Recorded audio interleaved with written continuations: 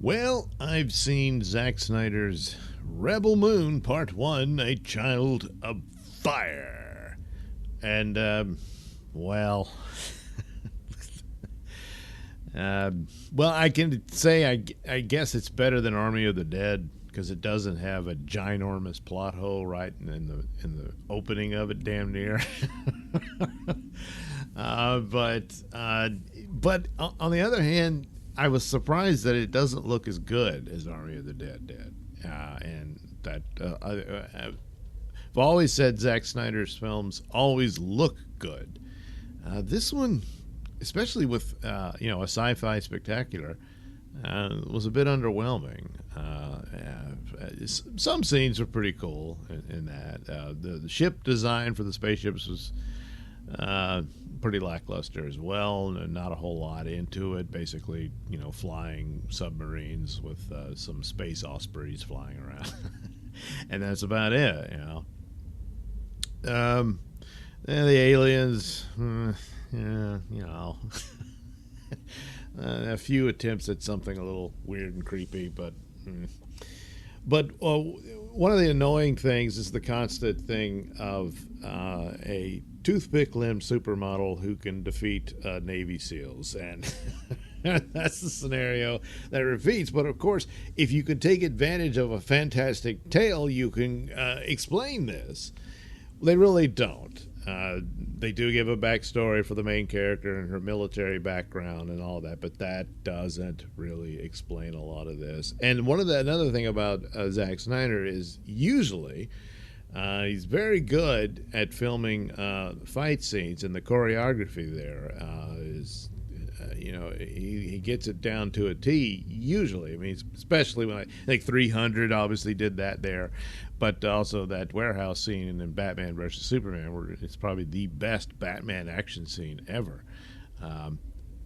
Such was not the case here in Rebel Moon. I mean, the usual mistakes.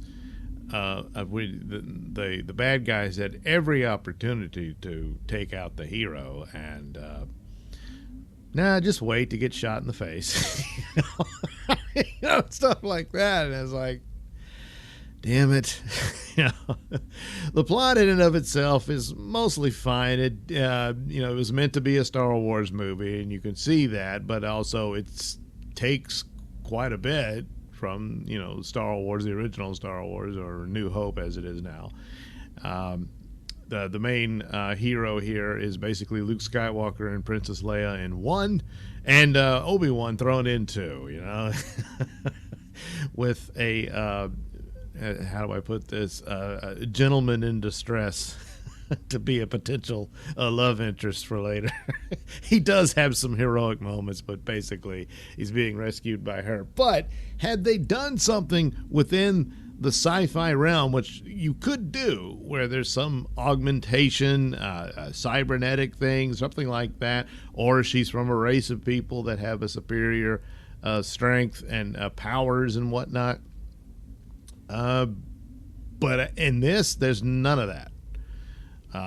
There are people with special abilities. There's little things teased around, which I'm sure will be followed up on in the next chapter that comes out in April.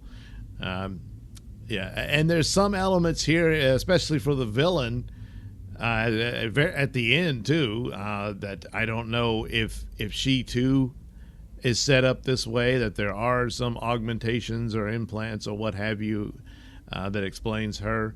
But I mean, even Terminator Dark Fate explained, the blonde chick from *Halt, Catch Fire*, where she had these enhancements in her that made her capable of going toe-to-toe with Terminators and all that. And that's all you got to do. Once you explain it like that, then okay. But when it's, again, supermodel battles Navy SEALs, it's a bad day to be a supermodel, The rest of it is, well, the bad guys come to this innocent little place and, throw their muscle around and make demands, and it's all really bad.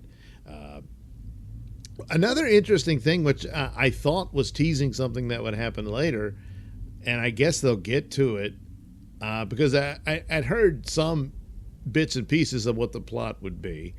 And I thought the main character was going to be a member of the royal family or something like that, and that there was something special about her or what have you. They have this robot there that's their pseudo 3PO.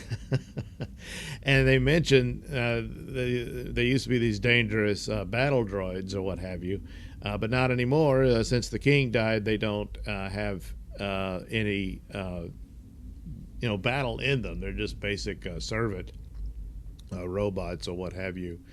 And I would have thought that once the robot recognizes this woman of a royal descent or something, that would activate its warrior-like programming. And some scenario like that could have gone a long way of explaining them gaining the odds. They're going up against this empire, and they're a ragtag team and all that sort of stuff. Something along those lines could have occurred, but it didn't. There's this young girl who's thrown into trouble and is about to be assaulted by the soldiers. There's only one good soldier, tries to help her and this sort of thing. And then hero girl comes in and saves the day. She does get help from the good soldier, and then the robot shows up and finishes it off, but the robot has not been activated or anything. He just had a conversation with the girl, and the girl was sweet to him. Well, it's a robot.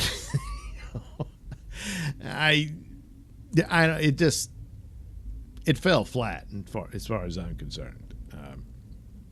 So after all that, she tells her backstory about who she is, and then decides they need to gather together a ragtag team to defend this little village against the Imperial Space Fleet or what have you, and there you go. That's basically the plot, and that's what she does. And you meet each character in their own way. One of them they rescue from slavery. Very much, well, not entirely. I mean, it's a little different, but kind of the same plot points of Phantom Menace. There's a bet, you have to win, and he's free to go. Okay. But there's a black griffin of sorts in it, and so, but that's about it. Then you meet the others, and they each have their own quirks and whatnot. I was saying like Army of the Dead had a pretty big plot hole, and it's still much bigger here. It's just here they get betrayed at the end, and there's this big battle, which another one just somehow magically falls into place for them, even with her boyfriend rescuing her from her execution. They're completely surrounded. The idea that she would have been able to do this, free the others, and they're able to fight them off, and not really credible. But the thing about the betrayal is that you can't see this coming a mile away. I mean. It's just the idea that they would just so trust this guy, who's Blonde Solo, we'll call him, as they go to the cantina and all that stuff. So yeah, the plot points of Star Wars, just instead of destroying the Death Star, you're assembling a team to defend the village from the bad guys and that sort of thing. But it was just, a lot of it was just so bland, and the dialogue wasn't all that inspired. It was pretty flat in a lot of ways, and it's a shame. And didn't need to, this idea of cutting it into two parts and all this sort of thing, you didn't need to do that. I mean, it drags here and there. And a lot of scenes went on to, and God damn it, his obsession with slow-mo. And some scenes are like I'm about to have a hit or something, but other times it's just the guys walking off the ship, and enough already. So I was very underwhelmed by it, and really all I can say is that it was better than Army of the Dead, but only by a little. And it's unfortunate. I don't know what the problem is with Snyder, because I've seen him do great work. but I've seen him do bad work. And so far, this is basically strike two since he began his Netflix deal. And I don't know, a better writing partner or something. I don't know, but maybe the chapter 2 will save the deal and it all works and come together and it's catches you off guard about how good it is and stuff like that. Maybe, but I'm dubious. So it's unfortunate. I was hoping for the best, but I'd be lying if I said, "Oh man, this was great." That's not how. That wasn't my reaction to it. So anyway, there it is, Rebel Moon. Yeah, there's supposed to be an extended cut again. That's just always going to be the thing for Snyder. I don't know what else you could add to it. I think you could cut it down shorter and get to the plot points faster and have better dialogue in it. Then that would be an interesting cut. But I